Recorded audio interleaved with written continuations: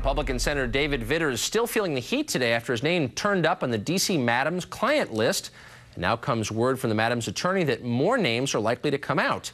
Washington, D.C. could be in for another sex scandal, but should the sex lives of elected officials be dissected, judged, and discussed in the first place?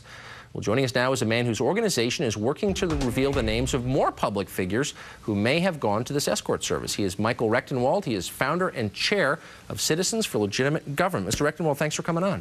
Thanks for having me, Tucker. Now, how could you possibly justify doing something like this? Why is it your business? Well, I mean, I think it's our business. It's the public's business to know, simply because here we have candidates running on so-called family values platforms and legislating morality, and yet they are visiting escort services and prostitutes throughout the country. With all due respect, wait, hold on. I've heard that argument a lot recently. Kind of a silly argument. I don't remember David Vitter making any case that people who frequent prostitutes ought to be punished more severely than they are. No, what we're saying here is here's a party that depends on, its platform depends on so-called family values that the Christian Coalition backs, that other organizations back, and that runs on this demagoguing of family values. And yet, as we've seen with the Mark Foley case, as we've seen with the Vitters case, as we saw with the Livingston case, as we saw with the Newt Gingrich case, this is a party that's full of hypocrisy.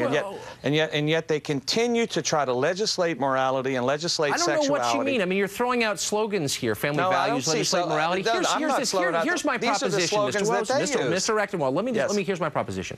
If you disagree with a policy position that a candidate or an elected official puts forward, why don't you argue against it? In other words, if you don't agree that kids ought to be taught abstinence-only education, or that stem cell research ought to be illegal, or that abortion ought to be banned, or that gay marriage ought not to be allowed, why don't you argue against it? Instead, you're taking a shortcut and just trashing the guy's personal life? No, what a sleazy shortcut that is. This is not trashing his he is trashing. What do you mean it's not trashing his personal life? This is a public record. It's called these are phone records. They're public records. They've been released by a judge. All we're doing is publishing them. Now, we'll let the cards fall where they will. Lori Price has dug up these lists from Gene, the so-called DC You've dodged Madam. my question. You've dodged my question is very simple. If you disagree with his positions on these issues... We do disagree with her positions, and we argue them constantly. I've never heard of you. I don't know anything about you other than you're holding up this guy's sex life to public ridicule, and you ought to be ashamed of yourself. I am not ashamed of... No, what? He ought to be ashamed of himself. He is ashamed of himself. You're right, and he ought to be, and he is. And then being a hypocrite on the other side. Okay. Okay? I mean, that's very simple. We're not the ones that are going around parading our so-called superior moral values like the Republican Party. No, we're not.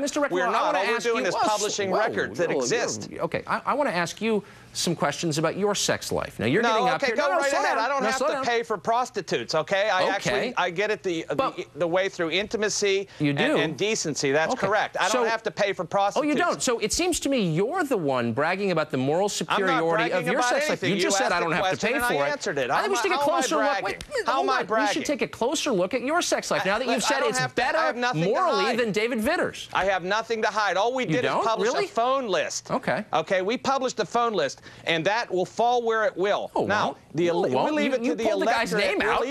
Excuse me, Tucker. Can I answer? Can I say something, please?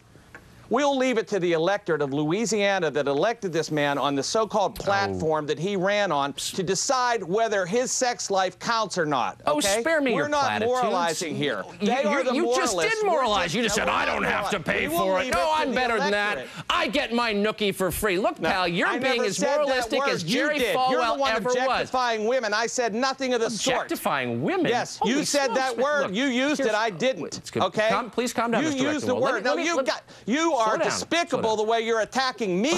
Where we're just putting out a record about your parties, your partisan interests that are under attack. That's right. Mr. Rechtenwald, can I just ask you, can you just take a deep breath and answer? Can you answer? Unapologetic Republican partisan, okay? We know that. Right. Anybody who watches this show will not come to the conclusion you only turned against Bush when everything went down the toilet. That's when you changed your views. I've been watching you for years. Can I just, and apparently not agreeing, and apparently not agreeing with my show. Can I just ask you one last question? Are you all right? You are nothing. Okay.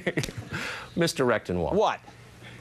I thought, my impression was, after the impeachment saga and the Bill Clinton years, that the rest of us had reached this kind of once consensus. Once you got done destroying our candidates, you want it to be off limits. Okay. Once you're done destroying our candidates, then you want to say, oh, it's all over now, no more of that. Well, you've just revealed yourself right there. LegitGov.org is the place to find out what Mr. Record, well, let me just set the record straight for 1 second. Yeah. If this were Russ Feingold, I don't care. I would be up there making the same argument that Russ Feingold's personal life ought to be off limits. No, I'm not saying that. Creeps and scandal mongers like you. We're not scandal who profit from digging into other people's sex lives. You ought to be ashamed of yourself, Mr. Rectorwald. Thank you for joining us today. Their whole career was based on Thanks, Mr. Rectorwald. You worked for the National Review. I never worked for the National Review.